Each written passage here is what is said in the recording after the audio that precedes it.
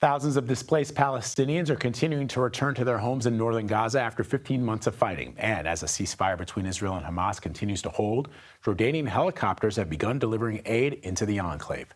Wyre Davies from our partners at the BBC is following the latest from Jerusalem, and he joins me now to talk about it. Wyre, thousands of Gazans are now returning to their homes, but the question remains, what are they coming back to? Yeah, initially there are jubilant scenes as families are reunited. People who've been several times over during the course of this war forced to leave their places of accommodation. They finally get to go back to where they come from northern Gaza. And the euphoria of being able to go back there as the Israeli roadblocks are lifted is met with the reality, according to UN aid agencies, that many of the homes, particularly in Gaza City and in the towns and cities of northern Gaza, are no longer there. There's very little infrastructure, very little power supplies. We know the normal infrastructure you'd expect, like schools and hospitals, are largely no longer standing. So yes, there's the euphoria of getting home, families being reunited, but the reality on the ground in Gaza is getting apparent day by day. So what more can you tell us about the aid that is now finally flowing into Gaza?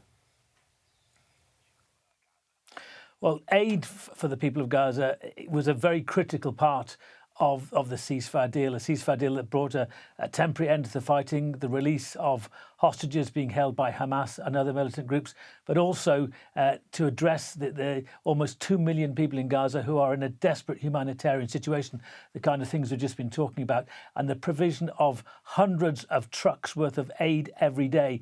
Over the past few months, simply not enough aid has been getting through.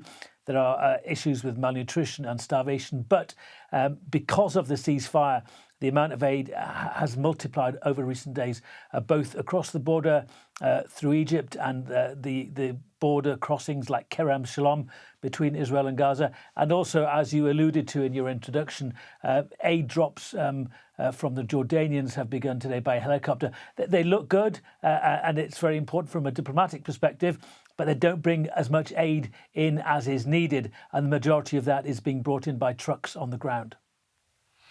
And as the ceasefire continues to hold, what do we know about when talks will begin to negotiate on the second phase?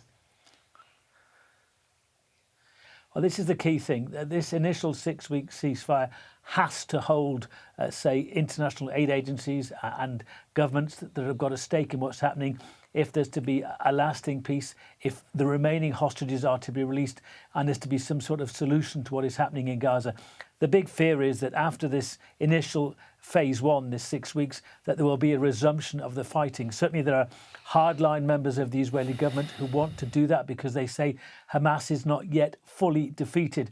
So on Monday next week, we should get the talks starting about how to get to that second phase of a more permanent ceasefire, the release of the remaining hostages, and this plan for a future in Gaza. But there are real concerns, I think, here in the region that after this 6-week first phase, that we won't necessarily see the ceasefire continue. Wyre Davies, handing back to you in the studio. All right, Wyre, thank you very much. Appreciate it.